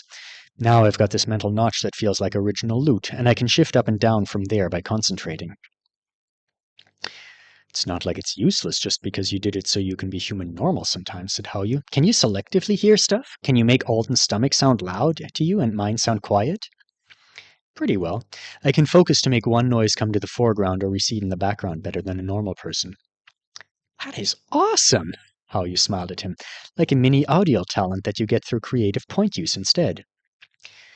I need soundproofing for my room, Alden muttered. Why? Lute asked. What secret things are you doing in there? One of you thinks 15 minutes of eavesdropping is not long, and the other one can hear my heartbeat. I'll probably find out Lexi can see through walls soon. A guy needs to feel alone from time to time. So suspicious. I have bouts of insomnia. I want to be able to make a racket in there at 3 a.m. without feeling guilty for waking all of you up. It's 3 a.m. now! Haoyu's hand was in the air as he shifted something on his interface. Lexi's going to call us all idiots again. Tomorrow's Sunday. We can catch up on sleep then, said Alden. So, Lute has a mystery skill that even his own family doesn't know about. Ears he can dial up and down like a radio control. Great hands. Processing so that he can memorize word chains faster, and mass bestowal, which bestows word chains. It does do that, Lute said dryly. How does it work, How, you asked. Asstat, Alden said before Lute could open his mouth. Oh, you already asked? I wanted to know if he could bank chain halves for later. He can, or the skill does something similar enough to that. He doesn't actually have to cast one that very second to pass it to you. Just talk amongst yourselves, said Lute. I can't tell you exactly how mass bestowal works, but you've seen the effects of it, so it's not like that's a big secret.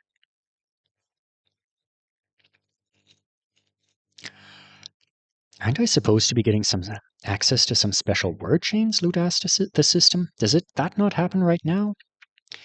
He wouldn't be getting spell impressions. There was an option for choosing a word chain impression instead of points, but he didn't see any reason to do that. It seemed like something you'd only want if you were prone to screwing up some particularly difficult and important chain. But beyond the impressions, all his chainer family members, even the C's, seemed to have a chain or two that was their special thing. His grandmother had quite a few. Maybe I pick those later? He'd bumped strength and stamina. It was a difficult decision. He wanted to see what would happen if he boosted appeal instead, but he was already having enough trouble wrapping his brain around the halo effect his new rank was giving him. People at school, especially the upperclassmen, were suddenly much more interested in him. He didn't want to be friends with people who liked Lute the S rank when they hadn't cared about Lute the human being, and the fact that he was going to have to navigate that for the rest of his life was freaking him out a little. Zero tolerance for suck-ups and rankists, the same as always. They're just a lot harder to identify now, and I need to learn how to find them in a crowd. He'd taken points for his signing bonus, so that was all done.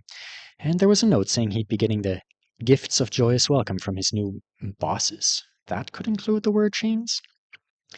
Lute was enjoying all these personal notes from the Palace of Unbreaking People. It wasn't what he'd expected, and it wasn't making him feel like it was making him feel like he was the newest member of a club. A peculiar club, for sure, but the notes were giving off an impression of reason and companionableness. These are Tonan's created skills and memories of former colleagues, and helpfully told their avowed which talents were on their wish list. It made everything that was happening seem a little less insane. They have at least one building that looks like a conference center on the inside. Conference centers are safe, so how weird could they possibly be? He checked the time. He'd been at it all day and for most of the night, except for a nap and snack breaks. It was almost 5 a.m. He could have fixed then go to school. Or skip and figure out how his new powers worked. Let's do it, system, said Lute, standing beside his bed. Let's make me magical. Finalize affixation. He'd find some way to make mass bestowal look like magic. Throwing fistfuls of glitter at people when he did it might be satisfying. Ha! Didn't think to ban that with the family tattoo, did you, Grandma? Think of how ridiculous I'm going to make the Velras look when... The boy recognized the tall golden concert hall before he recognized himself. The audience was full, but silent. The orchestra at the front of the room hadn't begun to play. This is the Musikverein, thought Lute, in Vienna. He was standing in an aisle, and there was only one empty seat in the whole place. It was a couple of steps away. Lute knew it was for him, but he still hesitated. The paintings of Apollo and the Muses on the ceiling looked down on him. Golden caryatids holding up the balcony level watched him mutely. When he finally moved, a violin released the first haunting notes of a song. A white humanoid doll sat in the neighboring chair. Its oval hands were folded in its lap. Good, it said when Lute took his seat. That's the desired response. Hello, Lute. Your affixation is underway, and everything is progressing normally. Do you have questions? Not really, said Lute, gazing at the orchestra. I know what's happening. Then I'll leave you to enjoy the show.